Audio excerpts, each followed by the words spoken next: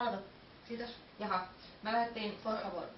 miettiin sellaista konseptia kuin ilmiöpäivä, mikä sitten olisi, missä olisi aiheena vanhus ja diabetes.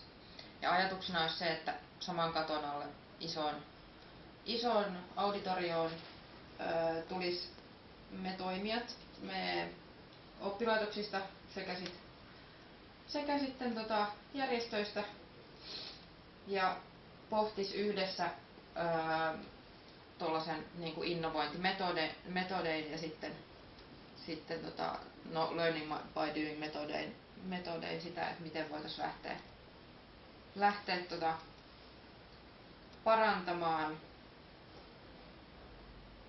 tämän aiheen sisältöjä ja käytäntöjä. Ja tavoitteena olisi se ihan oikeasti, että päivän päättyessä olisi hankeehdotuksia, joista olisi suurin osa toteutettavia, mistä voisi vaan sitten tähän haavekuvaan, mutta se on hyvin mahdollista myös, että sit sieltä voisi blokata mahtavia käytäntöjä.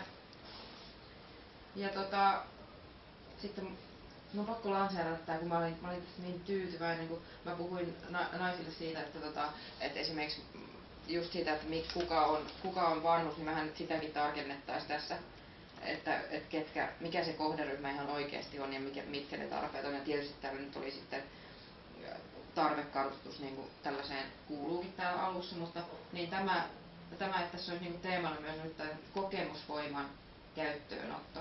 Eli just se, mistä tässä nyt ollaan puhuttu myös tämmöisistä kokemuskonsulteista ja muista, että siihen ihan oikeasti tulisi kohderyhmän ääni vahvasti esille.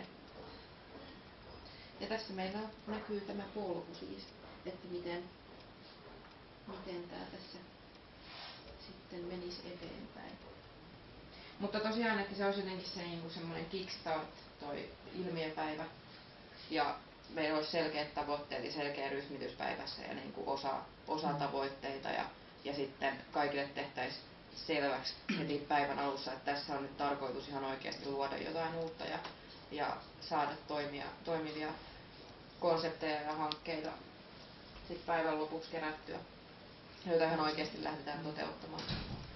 Ajatuksena saako lisätä, että oli se meillä, että se lähtisi tämä ilmiöpäivän